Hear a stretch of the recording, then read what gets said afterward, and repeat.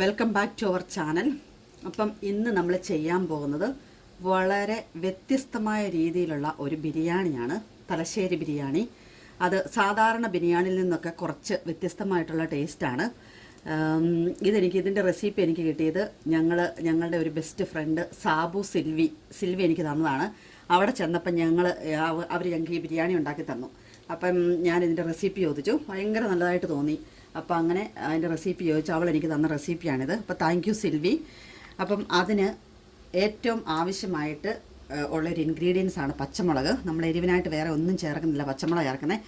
ഞാനൊരു 10 പച്ചമുളക് ഇതിൽ പറിച്ചെടുക്കുവാണേ. നിങ്ങൾക്ക് എരിവിനനുസരിച്ച് ചേർക്കാം. ഇപ്പോൾ എരിവില്ലാത്ത മുളകാണെങ്കിൽ ഒരു 15 എണ്ണം വരെയൊക്കെ ചേർക്കാം. ഞാനൊരു 10 എണ്ണ ചേർക്കുന്നത്. ഇതിപ്പോൾ സാധാരണ ഗതിയിൽ എരിവുള്ള മുളകാണ്. അപ്പോൾ 2 ഇൻഗ്രീഡിയൻസ് നമ്മുടെ ഗാർഡനിൽ തന്നെയുണ്ട്. മുളകും ഉണ്ട്, മിൻറ്റ് ലീഫും ഉണ്ട്. അത് രണ്ടും ഇതിൻ്റെ ഒരു ഇമ്പോർട്ടൻ്റ് ആയിട്ടുള്ള ഒരു ഇൻഗ്രീഡിയൻസ് ആണ്. അപ്പോൾ നമുക്ക് കുറച്ച് മിൻറ്റ് ലീഫും കൂടെ പറിച്ചെടുക്കാം. കുറച്ച് മിൻറ്റ് ലീഫ് ഇതുകൊണ്ട് ഞാൻ നേരത്തെ സമ്മറായിരുന്ന സമയത്ത് കുഴിച്ച് വെച്ചിരുന്ന അതേ നന്നായിട്ട് മിൻറ്റ് ഉണ്ടായിട്ടുണ്ട്. മിൻറ്റ് ലീഫ് ഇതിന് നമുക്കൊരു 10-25 ഇല വേണം. അപ്പം ആദ്യമേ തന്നെ ഞാൻ കുറച്ച് റൈസ് വേവിച്ചെടുത്ത് മാറ്റി വെക്കാൻ പോവുകയാണേ. അപ്പോൾ അത് നമ്മളങ്ങനെ ചെയ്താൽ നന്നായിട്ട് ആറി കിട്ടും. അതിന് വേണ്ടി ഒരു പാൻ അടുപ്പിലോട്ട് വെച്ചിട്ടുണ്ട്. അത് ചൂടായി. അതിനുള്ളിലേക്ക് ഒരു ടേബിൾ സ്പൂണോളം ഗീ കട്ട പിടിച്ചിരിക്കുക അതങ്ങോട്ട് ഇട്ടു. ഗീ ഒന്ന് ചൂടായിട്ടുണ്ട്. അതിലേക്ക് ഒരു 3-4 കറുവേപ്പട്ട, ഗ്രാമ്പു, 2-3 ഏലക്ക ഇത്ര ഇട്ട് കൊടുത്ത് ഒന്ന് ചൂടാക്കിയെടുക്കാം. അപ്പോൾ നമ്മളുടെ ഇതെല്ലാം കൂടെ ഒന്ന് ചൂടായിട്ടുണ്ട്. അതിനുള്ളിലേക്ക് നമുക്കിനി റൈസ് ഇട്ട് കൊടുത്ത് ഒന്ന് ചൂടാക്കണം. ഞാൻ ഈ കപ്പിന് ഒരു 3.5 കപ്പ് റൈസാണ് എടുത്തിരിക്കുന്നത്. ടിൽഡായുടെ റൈസാണ് ഞാനിവിടെ എടുത്തിരിക്കുന്നത്. ഒരു 10 മിനിറ്റ് സോക്ക് ചെയ്ത് അത് നന്നായിട്ട് വാഷ് ചെയ്ത് സ്റ്റെയിനറിലോട്ട് മാറ്റി വെച്ചിരിക്കുന്നതാണ്. ഇത് നമുക്ക് അതിനുള്ളിലേക്ക് ആഡ് ചെയ്ത് കൊടുക്കാം. അപ്പം നമ്മളുടെ അരി നന്നായിട്ട് ഒന്ന് ചെറുതായിട്ട്, ഒത്തിരി ചൂടാകണ്ടോ, ചെറുതായിട്ടൊന്ന് ചൂടാക്കി എടുത്തിട്ടുണ്ട്. ഇതിലിട്ട് ആ ഗീയിലോ അതിലൊക്കെ കൂടെ ഇട്ട് നന്നായിട്ടൊന്ന് ചൂടായി വന്നു. അതിനുള്ളിലേക്ക് ഞാൻ 3.5 കപ്പ് റൈസല്ലേ എടുത്തത്. ഈ കപ്പിന് 3.5 കപ്പ് റൈസാണ്. അപ്പോൾ ഒരു കപ്പിന് 1.5 കപ്പ് എന്നുള്ള വിധത്തിൽ നമ്മൾ വെള്ളം ഒഴിച്ചു കൊടുക്കണം. നമ്മൾ ആ റൈസ് സോക്ക് ചെയ്യാൻ വാഷ് ചെയ്ത് 2-3 പ്രാവശ്യം വാഷ് ചെയ്തിട്ട് സോക്ക് ചെയ്ത വാട്ടറായത്. ആ സോക്ക് ചെയ്ത വാട്ടറാണ് ഇതിനുള്ളിലേക്ക് ഒഴിക്കുന്നത്. അത് നമ്മുടെ ആ ബസ്മതി റൈസിൻ്റെ ഒരു ഫ്ലേവർ നമുക്ക് ഈ വാട്ടറിന് കാണും. അതുകൊണ്ടാണ് ഈ വാട്ടർ തന്നെ ചൂടുവെള്ളമാണ്. അത് ഞാൻ അതിലേക്ക് ഒഴിച്ചു കൊടുക്കുവാണേ. അപ്പം അതിനുള്ളിലേക്ക് ഞാനൊരു 2 ഡ്രൈഡ് ലെമൺ ആഡ് ചെയ്യുന്നുണ്ട്. പിന്നെ ഇതുമായിട്ട് നന്നായിട്ടൊന്ന് മിക്സ് ചെയ്ത് ആവശ്യത്തിനുള്ള ഉപ്പും നമ്മൾ ഈ ഒരു ടൈമിൽ ഇട്ട് കൊടുക്കണം. ഏകദേശം ഒരു ടേബിൾ സ്പൂണോളം ഉപ്പ് നമ്മൾ ഇട്ട് കൊടുക്കണം. റൈസിന് ഇപ്പം ഈ സമയത്ത് ഉപ്പിട്ട് കൊടുത്ത് കറക്റ്റ് ഉപ്പാക്കണം. അല്ലെങ്കിൽ പിന്നെ നമ്മൾ റൈസിൽ ഉപ്പ് പിടിച്ചില്ലെങ്കിൽ ഒരു ടേസ്റ്റ് വരത്തില്ല. ആവശ്യത്തിനുള്ള ഉപ്പുണ്ട്, ഞാൻ നോക്കി. ഇത് മൂടി വെച്ച് നന്നായിട്ട് വെട്ടിത്തിളയ്ക്കുന്നതോടം വരെ ഇത് നമുക്ക് തിളപ്പിച്ചെടുക്കണം. ഇതിൻ്റെ ഫ്ലെയിം ഓഫ് ചെയ്യുവാണ്. പിന്നെ നമ്മൾ തീ കുറച്ച് വെച്ച് വേവിക്കുമല്ല, ഇതിനെ ആ വെള്ളത്തിലിട്ട് തന്നെ നമ്മൾ പറ്റിച്ചെടുത്ത് ഇതിനെ ആറിച്ചെടുക്കാൻ പോയി. റൈസ് ഇങ്ങനെ ആദ്യമേ തന്നെ വേവിച്ച് ആറിച്ചെടുക്കുന്നത് നമുക്ക് ചോറ് ഒട്ടിപ്പിടിക്കത്തില്ല. ഒട്ടിപ്പിടിക്കാതെ നല്ല വിട്ട് കിടക്കും ചോറ്. അപ്പോൾ നമ്മൾ ആ വെള്ളത്തിലിട്ട് വേവിക്കുന്നതിനേക്കാൾ ഒന്നും കൂടെ നല്ലതാണ് ഇങ്ങനെ അത് പറ്റിച്ചെടുത്തിട്ട് ഡ്രൈ ചെയ്തെടുക്കുന്നത്. അപ്പം നമ്മളുടെ റൈസ് നന്നായിട്ട് ബോയിലായിട്ടുണ്ട്. ഇതിനകത്ത് ഇപ്പോഴും വെള്ളമുണ്ട്. ജസ്റ്റ് ഒരു 50% വേവായിട്ടേ ഉള്ളൂ. ഇതിനകത്ത് ഈ വാട്ടർ ഇങ്ങനെ തന്നെ വെച്ച് ഞാനിത് ഫ്ലെയിം ഓഫ് ചെയ്ത് മൂടി ഇങ്ങനെ തന്നെ മാറ്റി വെക്കുവാണേ. അപ്പോൾ അത് കറക്റ്റായിട്ട് നമുക്ക് ആ റൈസ് വെന്ത് കുഴഞ്ഞു പോകാതെ കറക്റ്റ് വേവായിട്ട് കിട്ടും. അപ്പം ഞാനൊരു പാൻ അടുപ്പിലോട്ട് വെച്ച് കാഷ്നട്ടും റൈസിൻസും ഒന്ന് ഫ്രൈ ചെയ്തെടുക്കണം ഫസ്റ്റ്. അതിന് ഞാനൊരു പാൻ അടുപ്പിലോട്ട് വെച്ച് കുറച്ച് എണ്ണയും ഗീയാണ് കൂടുതൽ ചേർത്തിരിക്കുന്നത്. ഒരു 5 ടേബിൾ സ്പൂൺ ഗീയും കുറച്ച് എണ്ണയും കൂടി ഒഴിച്ച്, സൺഫ്ലവർ ഓയിൽ, സാധാരണ ഓയിൽ ഒഴിച്ച് നന്നായിട്ട് ചൂടായിട്ടുണ്ട്. നമുക്ക് അതിലേക്കിട്ട് ഇത് രണ്ടും ഒന്ന് ഫ്രൈ ചെയ്തെടുക്കാം. അപ്പം നമ്മളുടെ കാഷ്യൂ ഒന്ന് ചെറുതായിട്ടൊന്ന് കളറ് മാറുമ്പം തന്നെ നമുക്ക് റൈസിൻസും കൂടെ അങ്ങോട്ട് ആഡ് ചെയ്ത് കൊടുക്കാം. പിന്നെ റൈസിൻസ് ആഡ് ചെയ്താൽ പിന്നെ പെട്ടെന്നാകും. നമുക്കിത് ഫ്രൈ ചെയ്ത് കരിയാതെ പെട്ടെന്ന് കോരിയെടുക്കാം. അടുത്ത സ്റ്റെപ്പ് എന്ന് പറയുന്നത് നമുക്ക് കുറച്ച് ഒനിയൻ ഫ്രൈ ചെയ്തെടുക്കണം. ഞാൻ ഓൾറെഡി പറഞ്ഞല്ലോ, സാധാരണ നമ്മൾ കഴിക്കുന്ന ചിക്കൻ കറിയിൽ നിന്നും കുറച്ച് വ്യത്യസ്തമായിട്ടുള്ള ഒരു ബിരിയാണിയാണ് നമ്മളിന്ന് തയ്യാറാക്കാൻ പോകുന്നത്. അപ്പം അതിന് ഞാനൊരു 8 ഒനിയൻ, ഒരുവിധം മുഴുത്ത ഒനിയനാണ്, 8 എണ്ണം തീരെ സ്ലൈസായിട്ട് ഇതുപോലെ തീരെ കനം കുറച്ച് വേണം അരിയാൻ. നല്ല കനം കുറച്ച് 8 സവോള അരിഞ്ഞ് വെച്ചിട്ടുണ്ട്. ഇത് നമുക്ക് ഒരു ഗോൾഡൻ ബ്രൗൺ ആയിട്ട് ഒന്ന് ഫ്രൈ ചെയ്തെടുക്കണം. 2 ബാച്ച്, അതാ ഞാൻ ഇത്രയും വട്ടമുള്ള പാത്രം എടുത്ത്. അങ്ങനെയാണെങ്കിൽ നമുക്ക് 2 ബാച്ചായിട്ട് ഇത് ഫ്രൈ ചെയ്തെടുക്കാൻ പറയും. കുറച്ച് വട്ടമുള്ള പാത്രമാണ്, കാരണം 8 ഒനിയനുണ്ടല്ലോ. അപ്പം നമുക്കിത് അങ്ങ് ആഡ് ചെയ്ത് ഒരു പകുതി വീതം 2 ബാച്ചായിട്ടൊന്ന് ഫ്രൈ ചെയ്ത്. അപ്പം നമ്മുടെ ഒനിയൻ ഏകദേശം ഒരു ലൈറ്റ് ഗോൾഡൻ ബ്രൗൺ ആയിട്ട് വന്നിട്ടുണ്ട്. നമുക്കിത് എണ്ണയിൽ നിന്ന് കോരി മാറ്റാം. അപ്പം നമ്മളുടെ ഒനിയൻ മൊത്തം ചെയ്ത് ഞാനിങ്ങോട്ട് ഫ്രൈ ചെയ്ത് മാറ്റിയിട്ടുണ്ടേ. ഇതിൻ്റെ ഏറ്റവും കുറച്ച് ബുദ്ധിമുട്ടായിട്ടുള്ള ഒരു പരിപാടിയാണ് ഈ ഒനിയൻ ഒന്ന് ഫ്രൈ ചെയ്തെടുക്കുക എന്നുള്ളത്. കാരണം നമ്മൾ ഇത്രയും ഒനിയൻ ഫ്രൈ ചെയ്തെടുക്കണ്ടേ, അതിന് 2 ബാച്ചായിട്ട് കുറച്ച് ടൈം എടുക്കും. അത് ആ ഫുൾ ഫ്ലെയിമിൽ തന്നെ ഇട്ടങ്ങ് വെച്ചാൽ മതി, അപ്പോൾ പെട്ടെന്ന് ഫ്രൈ ആയിക്കോളും. ഇനി നമ്മുടെ അടുത്ത സ്റ്റെപ്പ് എന്ന് പറയുന്നത്, നമ്മൾ നേരത്തെ പറിച്ചെടുത്ത പച്ചമുളകില്ലേ, ആ 10 പച്ചമുളക് 2ആയിട്ടൊന്ന് ഒടിച്ച് മിക്സിയുടെ ചെറിയ ജാറിലോട്ട് മാറ്റിയിട്ടുണ്ടേ. ഇത് നമുക്ക് ഒന്ന് ക്രഷ് ചെയ്തെടുക്കണം. അരക്കരുത്, ചെറുതായിട്ടൊന്ന് ചതച്ചെടുക്കണം. അതിനുള്ളിലേക്ക് ഒരു മീഡിയം സൈസ് വലിയൊരു ഇഞ്ചിയായിരുന്നു. ആ ഇഞ്ചി ഇതുപോലെ ചെറിയ പീസുകളായിട്ട് കഴുകി അരിഞ്ഞെടുത്തതാണ്. ഇതും നമുക്ക് ആ പച്ചമുളകിൻ്റെ കൂട്ടത്തിലിട്ട് ചതച്ചെടുക്കണം. പിന്നെ ഒരു 1.5 കുടം വെളുത്തുള്ളി ഞാൻ പൊളിച്ചെടുത്ത് വെച്ചിരിക്കുന്നതാണ്. ഇതും നമുക്ക് നമ്മുടെ മിക്സിയുടെ ചെറിയ ജാറിലോട്ട് ഇതെല്ലാം ഈ 3 കൂട്ടം കൂടെ ഇഞ്ചിയും വെളുത്തുള്ളിയും പച്ചമുളകും കൂടെ അരച്ചെടുക്കരുത്. ആ ചെറിയ റിവേഴ്സ് ബട്ടൺ ഇട്ട് ഒന്ന് ക്രഷ് ചെയ്തെടുത്താൽ മതി. നമ്മുടെ നെക്സ്റ്റ് സ്റ്റെപ്പ് എന്ന് പറയുന്നത്, നമുക്ക് ചിക്കൻ കറി റെഡിയാക്കണം. അതിനുവേണ്ടി ഞാനൊരു പാൻ അടുപ്പിലോട്ട് വെച്ചിട്ടുണ്ട്. നമ്മൾ ആ ഒനിയൻ ഫ്രൈ ചെയ്യാതിനെടുത്ത സെയിം പാൻ തന്നെയാണ് ഞാൻ എടുത്തിരിക്കുന്നത്. നമ്മൾ ഇതിനകത്താണ് ചിക്കൻ ബിരിയാണി ദം ചെയ്യാൻ പോകുന്നത്. അതുകൊണ്ടാണ് അതിനകത്തുനിന്ന് ഒരു തുള്ളി പോലും എണ്ണ ഇല്ലാതെ ഞാൻ എണ്ണ മുഴുവൻ മാറ്റി. ഈ ചിക്കൻ കറിക്ക് നമ്മൾ ഒട്ടും എണ്ണ ഇല്ലാതെയാണ്. അതാണ് ഇതിൻ്റെ ഒരു പ്രത്യേകത. നമ്മൾ എന്തോരം കഴിച്ചാലും നമുക്ക് പിന്നെയും കഴിക്കാൻ തോന്നും. സാധാരണ നമ്മൾ ബിരിയാണി കഴിച്ച് കഴിയുമ്പോൾ ഒരു നേരം കഴിച്ചു കഴിഞ്ഞാൽ നമ്മളങ്ങ് മടുപ്പ് തോന്നത്തില്ലേ? ഈ ബിരിയാണിക്ക് നമുക്ക് അങ്ങനെ മടുപ്പ് തോന്നത്തില്ല. നമുക്ക് പിന്നെയും ഇത് കഴിക്കാൻ തോന്നും. അതാണ് ഇതിൻ്റെ ഒരു പ്രത്യേകത. അപ്പം ഞാനിവിടെ ഒരു 8 ടൊമാറ്റോ, നല്ലപോലെ പഴുത്ത 8 ടൊമാറ്റോ, അതും അതുപോലെ തന്നെ ചെറുതായിട്ട് ചെറിയ സ്ലൈസായിട്ട് കനം കുറച്ച് അരിഞ്ഞു വെച്ചിരിക്കുന്നതാണ്. അത് ഇതിനുള്ളിലേക്ക് ആഡ് ചെയ്യുവാണേ. 8 ടൊമാറ്റോ ഉണ്ട്. അപ്പം നമ്മൾ ഏകദേശം 3.5 ഗ്ലാസ് റൈസും അല്ല എടുത്തിരിക്കുന്നത്. അപ്പോൾ അതിനുള്ള ഗ്രേവി വേണമല്ലോ, നമുക്ക് കറി ദം ചെയ്തെടുക്കുമ്പോൾ ചിക്കൻ കറി ഗ്രേവി വേണമല്ലോ.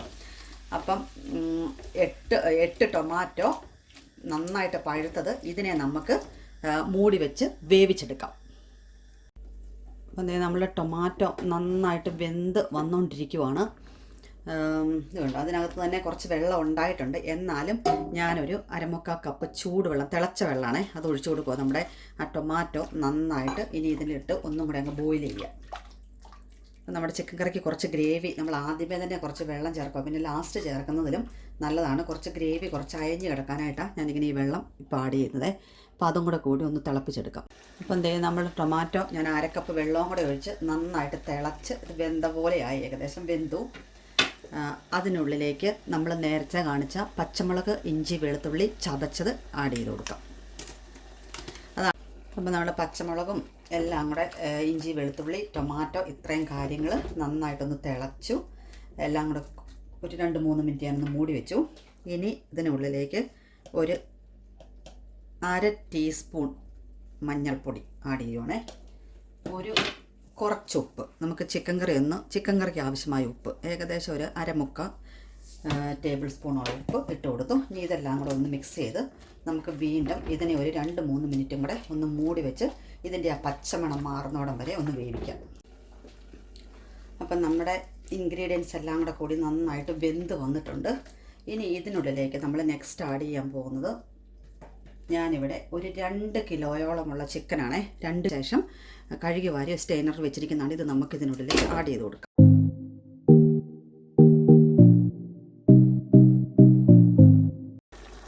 അപ്പം നമ്മുടെ ചിക്കൻ കറി ഏകദേശം എല്ലാം കൂടി ഒന്ന് മിക്സായി ബോയിലായി, വെള്ളം നല്ലതായിട്ട് തിളച്ച് വന്നിട്ടുണ്ട്. അപ്പോൾ നമ്മൾ ആ വെള്ളവും പിന്നെ ടൊമാറ്റോയിൽ നിന്നുള്ള വെള്ളവും ഇനി ചിക്കനിൽ നിന്ന് കുറച്ച് വെള്ളം ഇറങ്ങും. അതെല്ലാം കൂടെ കൂടിയാകുമ്പോൾ നമുക്ക് ആവശ്യമായിട്ടുള്ള ഗ്രേവി റെഡി ആയിക്കോളും.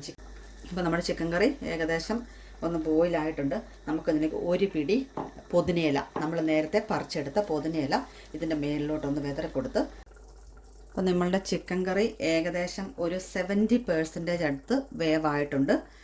ഇടയ്ക്കിടയ്ക്ക് ഞാൻ 2-3 പ്രാവശ്യം മൂടി വെച്ച് ഇളക്കിയിട്ട് കൊടുക്കുന്നുണ്ടായിരുന്നു ഇടയ്ക്കിടയ്ക്ക്. ഈ ഒരു സമയത്ത് നമ്മൾ ചെയ്യുന്നത് നമ്മുടെ ഒനിയൻ്റെ ഏകദേശം ഒരു 80%, അതായത് ഒരു 8 ഒനിയനല്ലേ നമ്മൾ ഫ്രൈ ചെയ്തത്, അതിനകത്തുനിന്ന് ഒരു 6 എണ്ണത്തിൻ്റെ എന്ന് പറയുന്ന ഏകദേശം അത്രയും ഈ ഫ്രൈഡ് ഒനിയൻ നമ്മൾ ഈ ചിക്കൻ കറിയിലേക്ക് ആഡ് ചെയ്ത് കൊടുക്കുവാണേ. അപ്പം നമുക്കിതൊന്ന് ആഡ് ചെയ്ത് കൊടുക്കാം.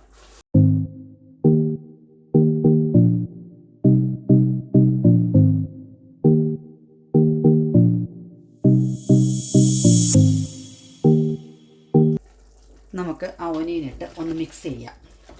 അപ്പോൾ നമ്മൾ കളറ് കണ്ടു കഴിഞ്ഞപ്പോൾ ഓർക്കും, ഓ ഇതെന്താ ഈ കളറെന്ന്. പക്ഷേ നമ്മുടെ ഈ ഒനിയനും ഇട്ട് നമുക്കിനി ഒരു സ്പെഷ്യൽ മസാലയുണ്ട്.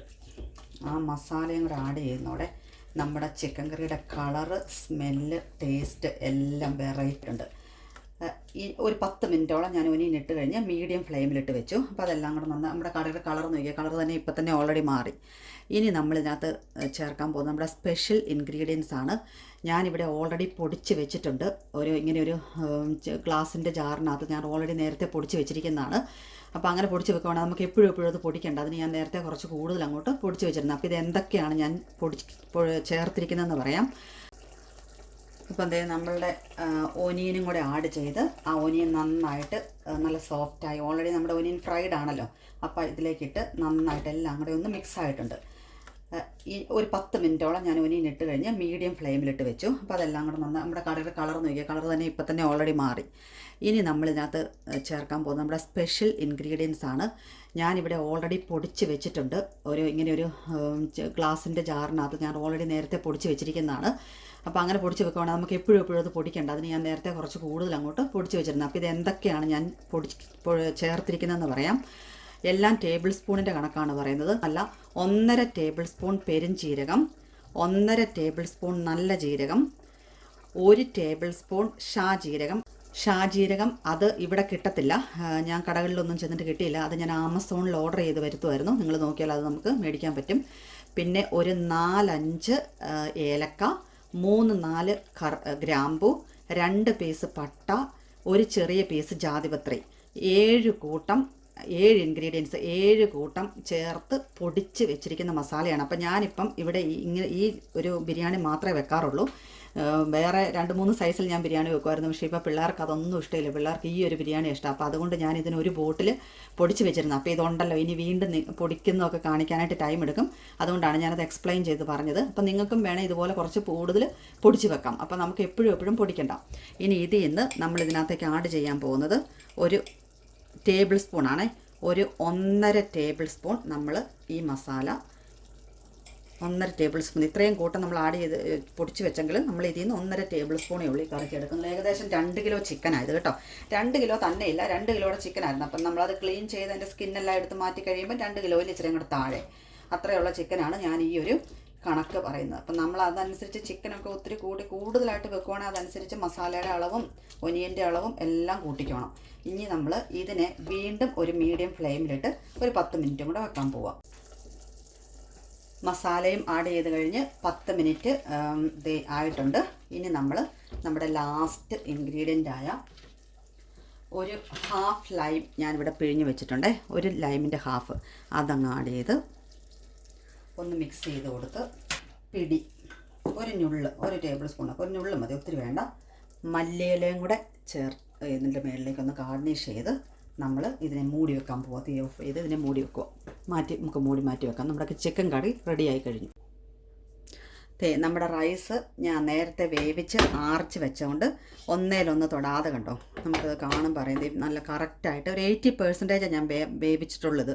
വെന്ത് പോയിട്ടില്ല. ഇതുണ്ടോ, വിട്ട് നമുക്ക് നല്ല സൂപ്പറായിട്ട് നമ്മുടെ റൈസ് വന്നിട്ടുണ്ട്. ഇപ്പം നമ്മളുടെ ചിക്കൻ കറി വെച്ച ഈ പാത്രത്തിലോട്ട് തന്നെയാണ് നമ്മൾ ദം ചെയ്യാൻ പോകുന്നത്. ഞാൻ അതിൽ നിന്ന് നേരെ പകുതി കറിയും പകുതി ഗ്രേവിയും കൂടെ എടുത്ത് മാറ്റി എന്നിട്ട് ഇതിനുള്ളിലേക്ക് നമ്മൾ വെന്തിരിക്കുന്ന റൈസ് നമുക്ക് ഓരോ ലെയറായിട്ട് വെതറി കൊടുക്കാം. ഞാൻ ഒരു ലെയർ ചോറ് നമ്മുടെ ചിക്കൻ കറിയുടെ മുകളിലേക്ക് ഇട്ടിട്ടുണ്ട്. 1 ടേബിൾ സ്പൂൺ ഗീയും ഒരു ഞുള്ള് മഞ്ഞൾപ്പൊടിയും കൂടെ കലക്കി എടുത്തിരിക്കുന്നതാണ്. ഇത് മിക്സ് ചെയ്തെടുത്താണ്. ഇത് നമുക്ക് ഇതിന് ഒന്ന് മിക്സ് ചെയ്തിട്ട് ഇത് ഒരു ഡ്രോപ്പ് വീതം ഇതിനുള്ളിലേക്കൊന്ന് സ്പ്രെഡ് ചെയ്ത് കൊടുക്കാം. അത് നമ്മുടെ ബിരിയാണി ഒന്ന് കളർഫുൾ ആകുന്നതിന് വേണ്ടിയിട്ട് നമ്മൾ അങ്ങനെ ചെയ്യുന്നത് കേട്ടോ. നമ്മൾ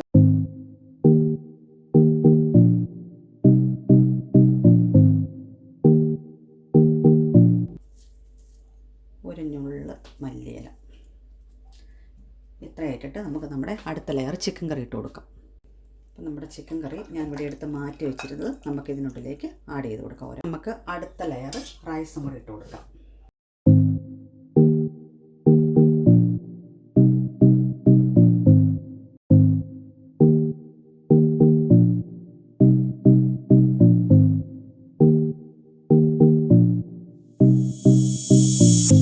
ഞാൻ ബിരിയാണി ദം ചെയ്യാനായിട്ട് അങ്ങോട്ട് വെച്ചിട്ടുണ്ട്. എൻ്റെ ഫോയിൽ ഉണ്ടെങ്കിൽ നമുക്ക് ഫോയിൽ വെച്ചാൽ മതി, ഇല്ലെങ്കിൽ മാവൊക്കെ കുഴച്ച് കലക്കി ഇങ്ങനെ ചുറ്റിനും വെച്ച് അതൊക്കെ ചെയ്യുന്ന അങ്ങനത്തെ ഒരു പ്രൊസീജിയറുണ്ട്. പക്ഷേ അതൊന്നും ഞാൻ ചെയ്യാറില്ല. ഞാൻ സാധാരണ ഇങ്ങനെ ഒന്നുകിൽ ഫോയിൽ വെച്ച് അല്ലെങ്കിൽ ചിലർ ക്ലോത്ത് വെച്ചിട്ട് അങ്ങനെ ചെയ്യും. ലോ ടു മീഡിയം ഫ്ലെയിമിലിട്ട് വേണം നമ്മളിത് ചെയ്യാനായിട്ട്, അല്ല അടി പെട്ടെന്ന് കരിഞ്ഞു പോവും. അപ്പോൾ നമ്മളുടെ വെറൈറ്റിയും രുചികരവുമായ തലശ്ശേരി ദം ബിരിയാണി അങ്ങനെ റെഡി ആയിട്ടുണ്ട്. നമുക്കിത് നോക്കിയാൽ നമ്മുടെ റൈസ് ഒന്നും ഒട്ടും ഒട്ടിപ്പിടിക്കാതെ നമ്മളങ്ങനെ റൈസ് തണുപ്പിച്ചെടുത്തുകൊണ്ട് കണ്ടോ, എല്ലാം നല്ല വിട്ട് തന്നെ കിടപ്പുണ്ട്, ഒട്ടും മൂട്ടിപ്പിടിക്കുകയോ ഒന്നും. ബിരിയാണി ഒരു പ്ലേറ്റിലോട്ട് സെർവ് ചെയ്ത് എടുത്തിട്ടുണ്ട്. കുറച്ച് റൈത്തയും നാരങ്ങ അച്ചാറും കൂട്ടി നമുക്കിത് കഴിക്കാം. അപ്പം നമ്മുടെ ഈ വെറൈറ്റിയും രുചികരവുമായ ഈ ബിരിയാണിയുടെ വീഡിയോ നിങ്ങൾക്ക് എല്ലാവർക്കും ഇഷ്ടമായെന്ന് കരുതുന്നു. ഇഷ്ടമായാൽ നിങ്ങൾ ഇതുപോലെ ഒരു ബിരിയാണി ഉണ്ടാക്കി നോക്കിയിട്ട് അഭിപ്രായങ്ങൾ കമൻറ്റ് ബോക്സിലൂടെ അറിയിക്കണം. Thanks for watching. ബൈ.